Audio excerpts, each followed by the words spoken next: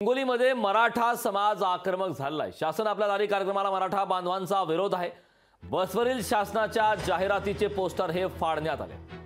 हिंगोलीत शासन आपल्या दारी या कार्यक्रमाचा मराठा समाजाकडून विरोध केला जातोय।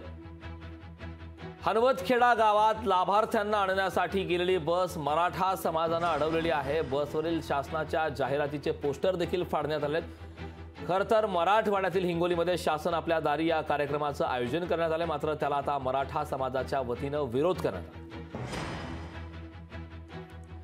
याबाबतचे ताजी अपडेट देण्यासाठी आपले प्रतिनिधी गजानन वाणी आपल्या सोबत जोडलेले आहेत। गजानन, हिंगोलीमध्ये मराठा समाज आक्रमक झालेला आहे, बस अडवण्यात आली आहे, काय सविस्तर सध्याचे त्या ठिकाणचे ताजे अपडेट?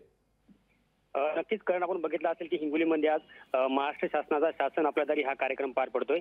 या कार्यक्रमासाठी मुख्यमंत्र्यांसह दोन्ही उपमुख्यमंत्री हजर राहणार असल्याची माहिती आहे, मात्र आता फक्त केवळ मुख्यमंत्री नसल्याची माहिती समोर आली आहे। आणि या शासन आपल्या दारी या कार्यक्रमाला आता गावागावातून मराठा समाज बांधवांकडून जे आहे ते विरोध होताना पाहायला मिळतोय।